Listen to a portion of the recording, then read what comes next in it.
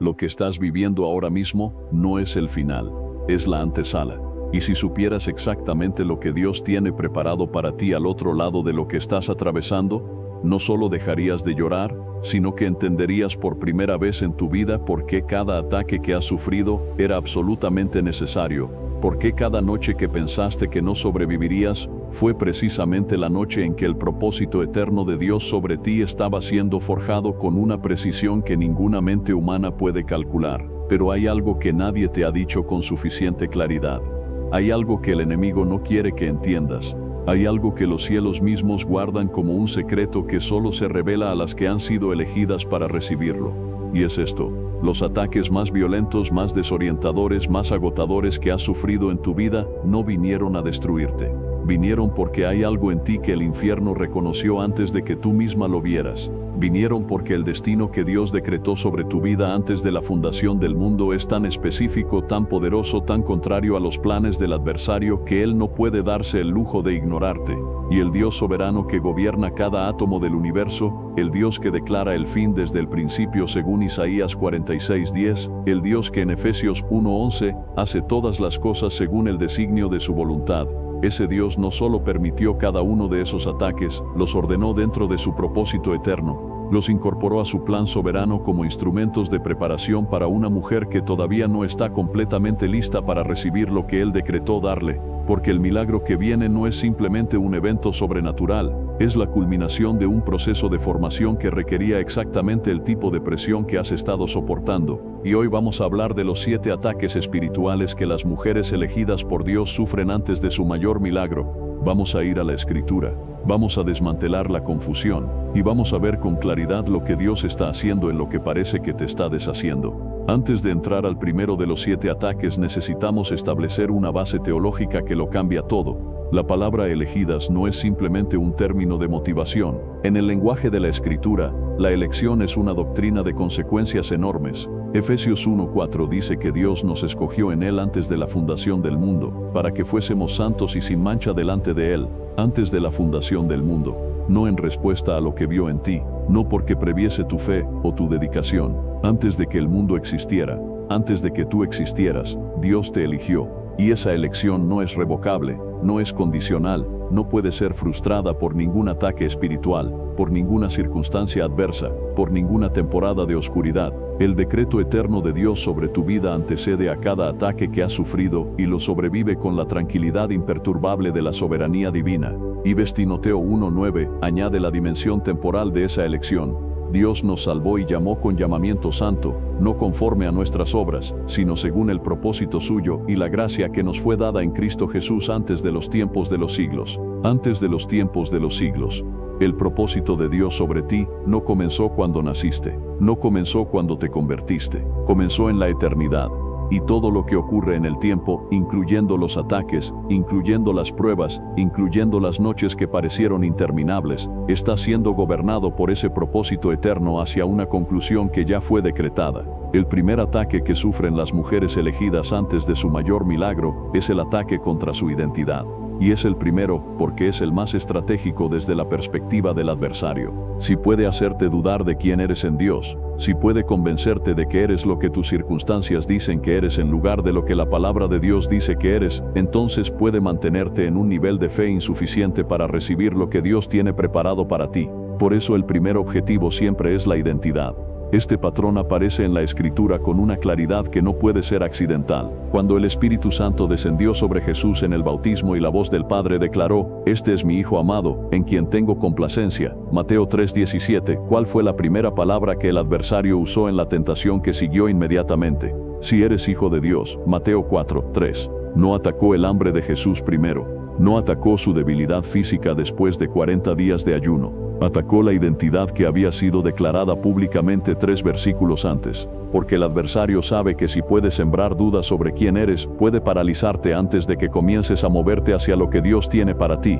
Y cuando este ataque llega en tu vida, viene disfrazado de muchas formas. Viene en la voz de personas que te dicen que no eres suficiente, que no tienes los dones necesarios, que tu pasado te descalifica. Viene en las circunstancias que parecen contradecir lo que Dios declaró sobre ti. Viene en la comparación con otras mujeres que parecen más capaces, más dotadas, más usadas por Dios. Viene en el fracaso repetido que te lleva a preguntarte si lo que creíste que Dios dijo sobre ti fue solamente imaginación. Y el peso de ese ataque puede ser tan acumulativo que llega a redefinir la manera en que te relacionas con Dios, con los demás y contigo misma. Pero la respuesta a ese ataque es exactamente la misma que Jesús usó en el desierto, la palabra de Dios. Romanos 8, 16, 17 dice: el Espíritu mismo da testimonio a nuestro espíritu, de que somos hijos de Dios, y si hijos también herederos, herederos de Dios y coherederos con Cristo. El Espíritu da testimonio, no las circunstancias, no los resultados, no la opinión de otros, el Espíritu mismo. Y ese testimonio, cuando se recibe con fe, es más real que cualquier voz que intente convencerte de que eres menos de lo que Dios declaró que eres. La mujer que Dios está preparando para su mayor milagro es la mujer que, en medio del ataque contra su identidad, aprende a aferrarse a la palabra con una tenacidad que las circunstancias no pueden debilitar.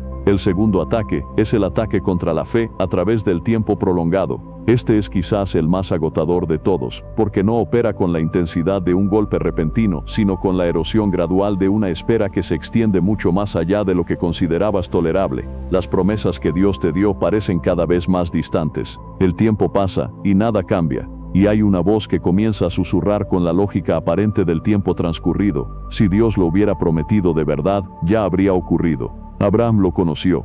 Dios le prometió un hijo cuando tenía 75 años. El hijo llegó cuando tenía 100. 25 años de espera. 25 años de circunstancias que cada vez hacían la promesa más biológicamente imposible. Y Romanos 4, 18, 20 describe lo que ocurrió en el alma de Abraham durante esa espera. Él creyó en esperanza contra esperanza, para llegar a ser padre de muchas gentes, conforme a lo que se le había dicho, y no se debilitó en la fe al considerar su cuerpo que estaba ya como muerto siendo de casi 100 años, o la esterilidad de la matriz de Sara.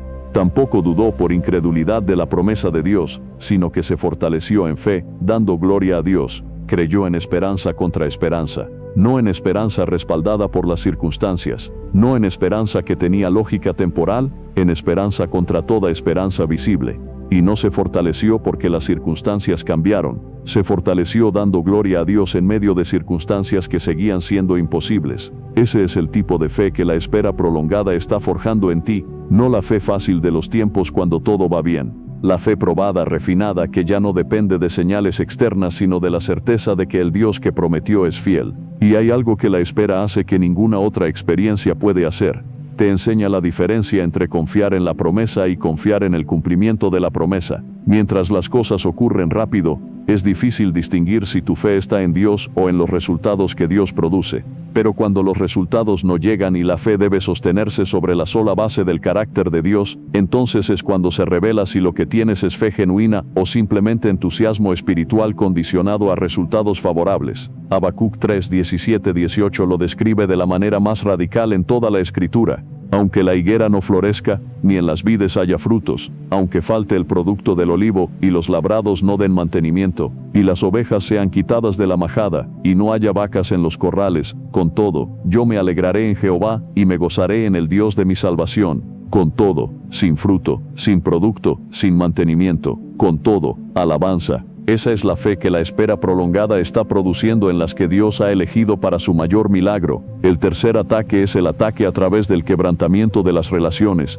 y viene específicamente a través de personas que debían haber sido tu apoyo durante la temporada más difícil, y que en cambio se convirtieron en fuente adicional de dolor. El esposo que no comprende, las amigas que se alejan cuando más las necesitas, la familia que cuestiona tu fe, los líderes espirituales que minimizan lo que estás viviendo. El círculo que debería sostener se convierte en el contexto donde también eres herida. Noemí conoció este ataque, perdió a su esposo y a sus 2 hijos en tierra extranjera, y en el momento de regresar a Belén, dijo algo que revela la profundidad del quebranto que produce este tipo de pérdida. No me llaméis Noemí, sino llamadme Mara, porque en grande amargura me ha puesto el Todopoderoso. Yo me fui llena, pero Jehová me ha vuelto con las manos vacías. ¿Por qué me llamaréis Noemí, ya que Jehová ha dado testimonio contra mí, y el Todopoderoso me ha afligido? Ruth 1, 20, 21. La amargura era real, la pérdida era real, el dolor de las relaciones rotas era real, y Dios no la reprendió por expresarlo con esa honestidad, pero lo que Noemí no podía ver en el momento del quebrantamiento era que Dios ya estaba tejiendo la respuesta en la misma circunstancia. Ruth, la nuera que eligió quedarse cuando todas las lógicas humanas dictaban que se fuera, fue el instrumento que Dios usó para llevar a Noemí de la amargura a la restauración. Y Buz, el pariente redentor que llevaría a Ruth al centro de la línea mesiánica, fue el fruto de todo ese proceso de quebrantamiento. Noemí no podía ver eso en el momento de declarar su amargura, pero Dios lo estaba tejiendo silenciosamente mientras ella lloraba. El quebrantamiento de las relaciones que estás experimentando no es evidencia de que Dios te abandonó, es el contexto en el que Dios está haciendo algo que no podría hacerse si todo estuviera bien, porque las relaciones cómodas con frecuencia nos mantienen en una dependencia horizontal que impide la profundidad vertical, y Dios, que quiere que te apoyes en Él con un peso que ningún ser humano puede sostener, a veces permite que los apoyos horizontales cedan para que aprendas a cargar tu peso completo sobre el único que puede recibirlo sin quebrarse. El Salmo 27:10 es una promesa que solo tiene sentido desde la experiencia del abandono. Aunque mi padre y mi madre me dejaran, con todo Jehová me recogerá. Aunque los más cercanos falten, Jehová recoge. No simplemente tolera, recoge, como quien recoge a alguien que ha caído, con la ternura activa de quien ve la necesidad y se mueve deliberadamente hacia ella. El cuarto ataque es el ataque contra la mente a través de la ansiedad y el miedo. Este es el ataque que opera en el espacio entre lo que es real y lo que la mente imagina que podría llegar a ser real. El futuro incierto se convierte en el campo de batalla donde el adversario construye escenarios de catástrofe con una habilidad narrativa que puede volverse abrumadora, y la mente, sin el ancla de la verdad bíblica, puede ser arrastrada por esas corrientes de temor hacia lugares de parálisis que interrumpen completamente la capacidad de vivir el presente con fe. Ana, la madre de Samuel, es el ejemplo más completo de este ataque en toda la Escritura. Año tras año, subía al templo con su marido. Año tras año, enfrentaba la provocación de Penina, la otra esposa de Elcana, que tenía hijos. Y 1 Samuel 1:10 describe su condición. Y ella con amargura de alma oró a Jehová, y lloró abundantemente. La amargura del alma, el llanto abundante, el estado emocional de alguien en quien el peso acumulado del tiempo, del dolor y de la expectativa frustrada ha producido una oscuridad interior que se expresa en llanto que no puede contenerse. Pero hay algo extraordinario en lo que Ana hizo con esa amargura y ese llanto. No los guardó para sí misma, no los racionalizó hasta que desaparecieran, los llevó directamente al templo, al lugar donde Dios era adorado, y los derramó ante Él con la honestidad total de alguien que ya no tiene nada que perder en la pretensión. El texto dice que Elí, el sacerdote, la vio mover los labios sin emitir sonido, y pensó que estaba ebria, pero lo que estaba ocurriendo era algo mucho más profundo. Una mujer estaba aprendiendo a convertir su ansiedad en oración, su miedo en clamor, su desesperación en la forma más intensa de dependencia de Dios que existe. Hizo Pedro 5:7 captura exactamente ese principio, echando toda vuestra ansiedad sobre Él, porque Él tiene cuidado de vosotros. Toda la ansiedad, no parte, no la ansiedad que es apropiado compartir, toda. Y el fundamento de ese acto no es simplemente una técnica espiritual de manejo del estrés, es una realidad teológica. Él tiene cuidado de vosotros. El Dios soberano que gobierna el universo tiene cuidado personal, específico, activo de ti, y ese cuidado es la base sobre la cual puedes soltar lo que estás cargando. Filipenses 4:6-7 añade la dimensión práctica: por nada estéis afanosos, sino sean conocidas vuestras peticiones delante de Dios en toda oración y ruego, con acción de gracias, y la paz de Dios que sobrepasa todo entendimiento, guardará vuestros corazones y vuestros pensamientos en Cristo Jesús. La paz no viene antes de la oración, viene después, y no viene como la ausencia de problemas, sino como la presencia de Dios en medio de los problemas. La paz que sobrepasa todo entendimiento no tiene explicación racional, porque no tiene origen racional, tiene origen soberano, es dada por el mismo Dios que gobierna las circunstancias que generaron la ansiedad.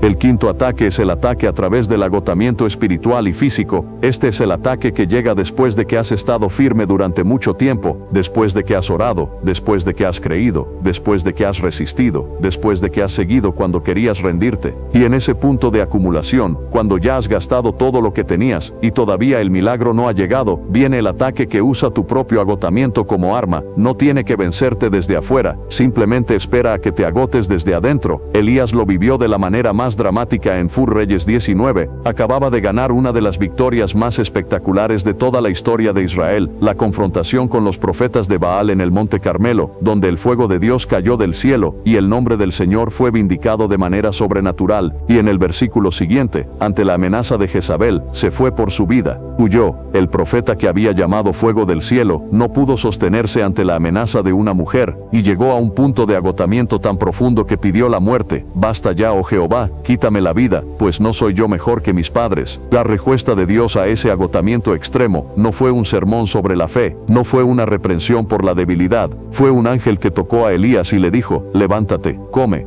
Dios atendió primero las necesidades físicas, proveyó comida y descanso, porque el agotamiento físico y espiritual son inseparables, y el Dios que creó el cuerpo humano sabe que el alma que habita ese cuerpo está afectada por su estado físico. Y después de 2 rondas de comida y descanso, el texto dice en el versículo 8 que se levantó, y comió y bebió, y fortalecido con aquella comida caminó 40 días y 40 noches hasta Horeb, el monte de Dios. El agotamiento que sientes no es evidencia de que tu fe falló, es la evidencia de que has estado en una batalla real durante un tiempo real con recursos reales que tienen límites reales, y el Dios que atendió a Elías con pan y agua en el desierto, el Dios que dijo en Isaías 40:31 que los que esperan a Jehová tendrán nuevas fuerzas, levantarán alas como las águilas, correrán y no se cansarán, caminarán y no se fatigarán. Ese Dios no te reprocha el agotamiento, te renueva en él. Y hay algo que el agotamiento produce que la comodidad nunca puede producir: la dependencia total. La mujer que tiene energía sobrante todavía puede operar en sus propias fuerzas. La mujer que está completamente agotada no tiene ninguna ilusión sobre de dónde debe venir la fuerza para el siguiente paso. Y 2 Corintios 12:9-10 revela el principio que lo gobierna todo, y me ha dicho: bástate mi gracia, porque mi poder se perfecciona en la debilidad.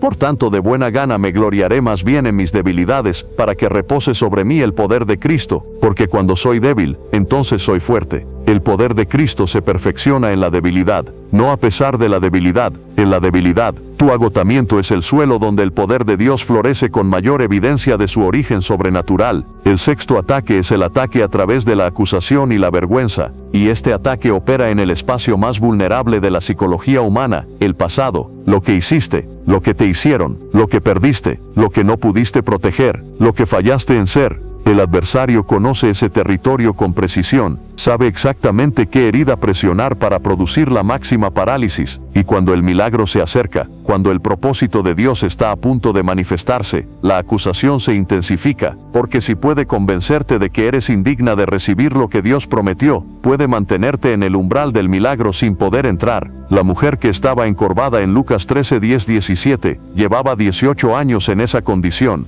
18 años doblada hacia el suelo, incapaz de alzar completamente la mirada hacia el cielo, y cuando Jesús la vio, la llamó a sí mismo. No esperó que ella se acercara, no esperó que ella pidiera, él tomó la iniciativa, y lo primero que dijo antes de tocarla fue: mujer, eres libre de tu enfermedad. La llamó mujer, no pecadora, no cargada. Mujer, le declaró libertad antes de aplicar el toque físico. La identidad correcta primero, la libertad declarada antes de que la experiencia de la libertad llegara. Y cuando el líder de la sinagoga la acusó indirectamente, cuestionando la validez de lo que había ocurrido por haber sucedido en sábado, Jesús respondió con una declaración que es el antídoto perfecto contra la vergüenza que el adversario usa para mantenerte paralizada. Y a esta hija de Abraham, que Satanás había atado 18 años, no se le debía desatar de esta ligadura en el día de reposo. Lucas 13:16, hija de Abraham, no simplemente una mujer encorvada, hija del pacto, heredera de las promesas,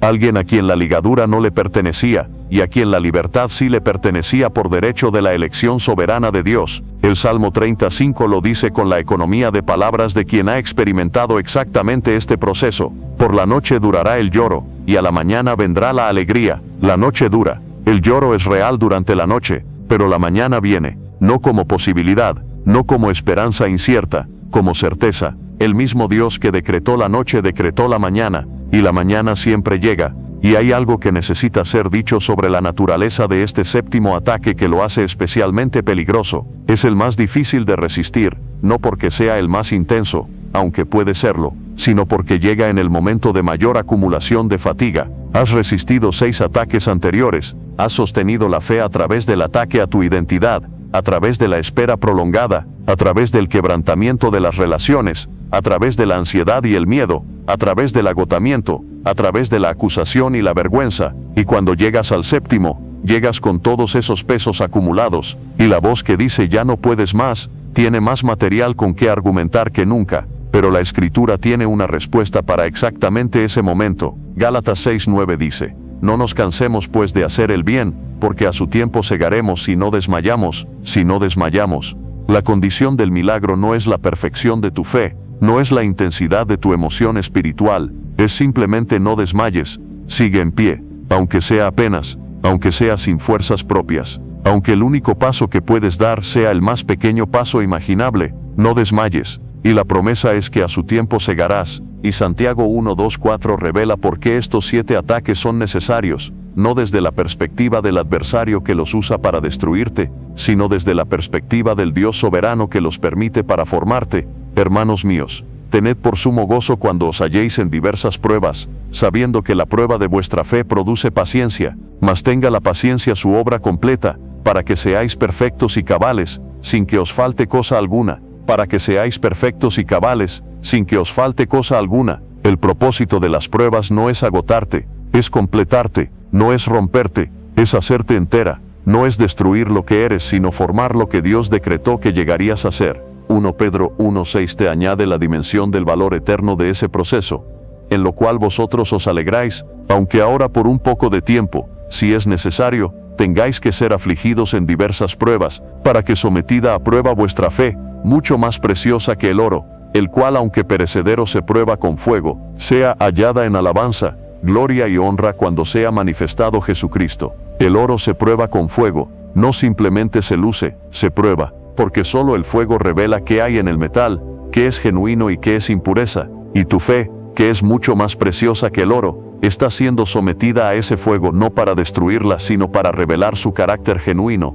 y para purificarla hasta un nivel de pureza que el fuego mismo hace posible. Ahora bien, ¿qué haces con esta información mientras los ataques están ocurriendo? ¿Cuál es la postura correcta de una mujer elegida que entiende que lo que está viviendo es la antesala de su mayor milagro? Lo primero es la postura de Josué 1:9. Mira que te mando que te esfuerces y seas valiente, no temas ni desmayes porque Jehová tu Dios estará contigo en donde quiera que vayas. La valentía aquí no es la ausencia de miedo, es la decisión de avanzar a pesar del miedo, porque la promesa de la presencia de Dios es mayor que la realidad de la amenaza. El mandato de ser valiente asume que hay razón para tener miedo, no lo niega, lo supera con una verdad más grande: Jehová tu Dios estará contigo en donde quiera que vayas. Lo segundo es la postura de Habacuc, que ya mencionamos, la alabanza que precede al fruto visible, la decisión de glorificar a Dios, no porque las circunstancias sean buenas, sino porque Dios es bueno independientemente de las circunstancias. Esta es la alabanza que confunde al adversario, porque él no puede entender una fe que no depende de resultados favorables.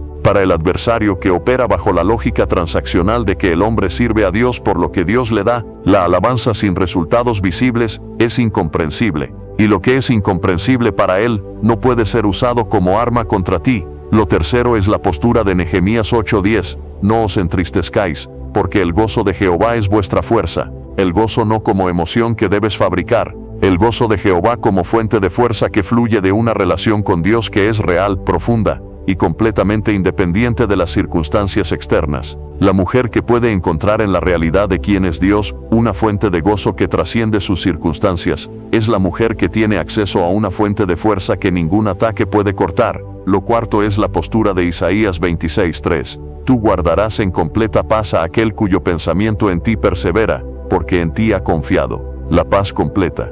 Shalom, en el hebreo original, que no es simplemente la ausencia de conflicto sino la presencia de plenitud, de integridad, de todo lo que debe estar en su lugar, y esa paz está disponible para quien mantiene su pensamiento en Dios, no perfectamente, no sin esfuerzo, pero persistentemente.